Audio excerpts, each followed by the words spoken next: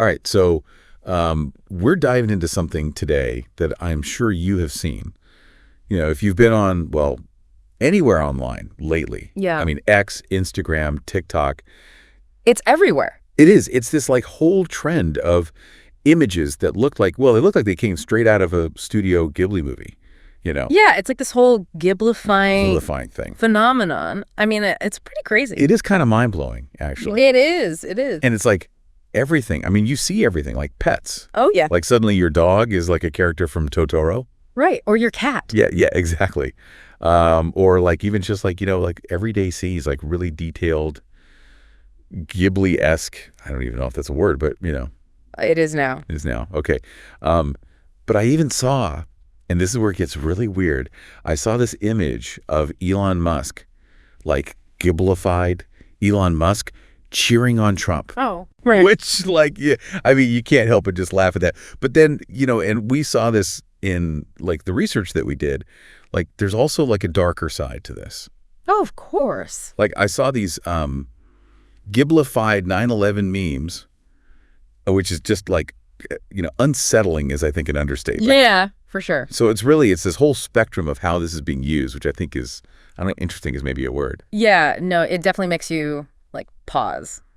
Yeah, totally. Totally.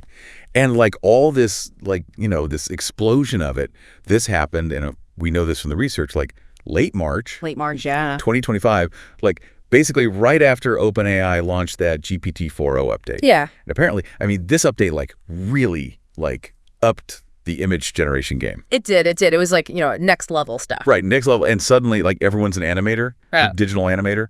Well, yeah. And the thing is like, what's really amazing is like how easy it is. Like, I'm not a tech person. I don't code or anything, but even I could do this. You just upload a photo, any photo to ChatGPT. Really? Yeah, and you just type in like, make it Ghibli style, and boom. Yes. Like seconds later, you have this, this image. Wow. Yeah, it's that transformation, that visual, that instant visual thing. That's so cool. And so easy. It's so easy. So like anyone, like even with the free version of ChatGPT can do this, right? They can dabble, yeah, a little bit. Yeah. But for like the really good stuff, like the hardcore Ghibli, like you gotta pay. Oh, okay. Yeah, you gotta be a subscriber. So those are like the really polished ones, right? Exactly. Yeah. And I guess like, their servers are like, overloaded or whatever with everyone doing this. Oh, yeah. I mean, can you imagine? The demand is just like crazy. Right. So instant visual reward, super recognizable style. Everyone loves Ghibli game. I mean, it's no wonder it's just gone like totally viral. Yeah, for sure. I mean, Studio Ghibli, it's classic, right? Yeah, absolutely. And it's not just like, us regular folks. I read that even Sam Altman, the CEO of OpenAI, he changed his like X profile picture to a Ghiblified version of himself. Oh, that's great. Yeah. And like I think it was like an hour or something, he got like 1 million new users or something crazy like that. I mean, that's the power of visuals, right? Yeah. Like when something, taps into something that everyone loves, it takes off. Oh, yeah, absolutely. But, and then there's this other like really surprising thing that happened that we saw in our research. Like apparently the White House. The White House? The White House, yeah. They posted like a Ghibli style image. It was about an immigration arrest, I think. Wow. Yeah. And I mean, can you imagine the reaction? I mean, like, people were not happy. Some people. I bet that's a bold move. Yeah. It was very, very, I don't know. It was interesting. We'll say that. Interesting. Yeah. It's like, I don't know. It makes you think about like how the same style can be used in such different ways, like on one hand, it's all cute and whimsical. And then on the other hand. Yeah, totally. So we've seen like the what and like when this whole thing happened, right? Right. So like, how does this even work? How is like ChatGPT actually doing this?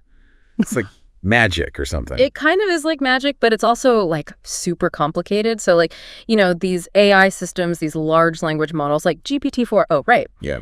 They get trained on like massive amounts of data. So think of it like, giant libraries of images, and they're like categorized, by style, artist, genre, all that. Yeah. And in this case, it's pretty clear that GPT-4o was trained like specifically on Studio Ghibli. Makes sense.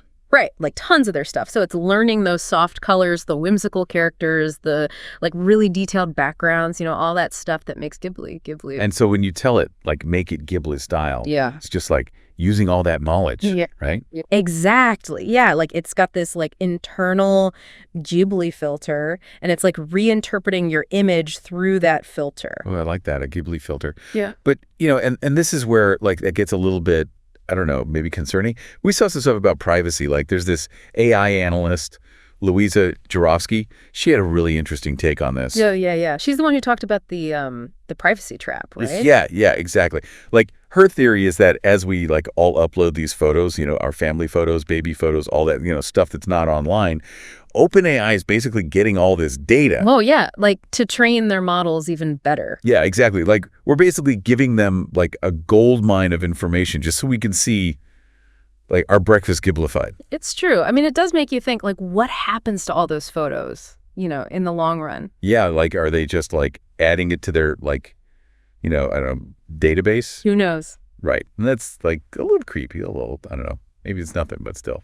Yeah, it's something to think about for sure. Right. And it's not just, like, the privacy thing, right? Right. It's also, like, what about the artists, the original creators? Like, what do they think about all this? Yeah, and I was thinking about that, like, Hayao Miyazaki, right, Mhm. back in, I think it was like 2016 or something, he saw some early AI art, and he was, like, not happy. Like, he said it was an insult to life itself, and he was disgusted, strong words. Strong words. Yeah, so, like, can you imagine what he thinks about all this now? Yeah, I can't even, like, I mean, his whole thing is about, like, the human hand, the process. Like, this is, like, the opposite of that. Oh, absolutely, yeah. Yeah. And then we saw stuff about, like, other artists, too, like Carla Ortiz. She's been really vocal about all this. Oh, yeah, she's the one who, like, calls it exploitation. Yeah, exploitation, yeah. And he's also really concerned about, like, copyright. Right. Especially if, like, companies are using this Ghibli style to, like, sell stuff. Yeah, exactly. And I mean, she's not messing around. Like, I think she sued, like, some other AI companies in the past, right? Yet she's serious about this. Yeah, she is. So, like, where does OpenAI stand on all this? Well, from what I've seen, they're saying that, like, they've got these safeguards in place to prevent, like, direct copying of, like, living artists. Oh, okay. Yeah, but there's, like, this weird distinction. Like, they say it's okay to copy, like, studio styles, so, like, the Ghibli aesthetic, but not, like, Miyazaki style specifically. Wait, so, like, what's the difference?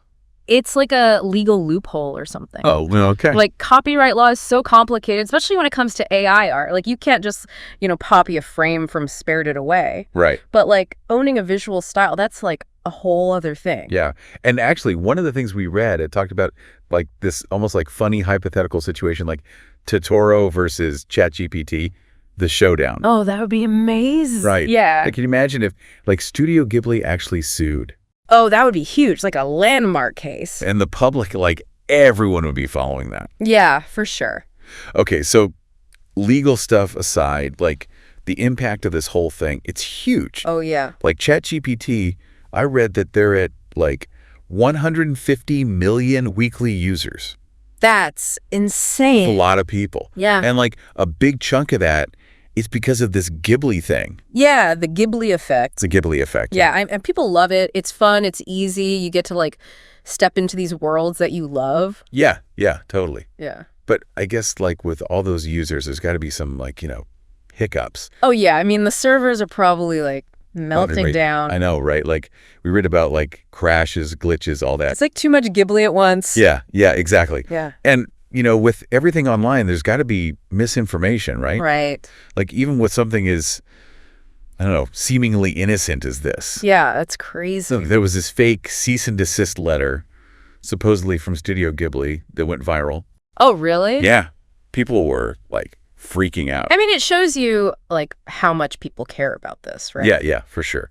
So, like, as we wrap up this, like, deep dive, it's like we've got all these, like, contrasting things going on. Yeah, I know what you mean. Like, on the one hand, it's fun, it's accessible, and, who doesn't love Ghibli? Right. But then on the other hand, you have, like, the privacy concerns, the artist's rights, the whole, like, copyright mess. Yeah, it's like, where does technology end and, like, ethics begin? Yeah, exactly. It's a tough question. Yeah, it is. And like, if you're listening and you've been doing this, like Ghiblifying your photos, I mean, it's cool. It's fun. Oh, yeah, have fun with it. But like, maybe just like think about what you're uploading, right? A little caution never hurt anyone. Right. Like maybe like not your most personal, private photos. Yeah, good point. Yeah. So the big question, and like I really want you to think about this, is this whole thing just a fad? Like, is it just, fun, harmless internet stuff that's going to disappear? Yeah, or is it something bigger? Or is something bigger? Like, is this like changing how we think about AI and art and data? I don't know. I mean, it's a question we can't answer right now, right? Like, only time will tell. Right. But it's definitely something worth thinking about. It is. Yeah. And if you're interested in learning more, about AI art or copyright or data privacy, like, go check it out. There's a lot of information out there. It's a really rapidly changing area. It is fascinating. Yeah, it's fascinating. All right. Well, on that note, thanks for joining us for another deep dive. Thanks for having me. We'll catch you next time.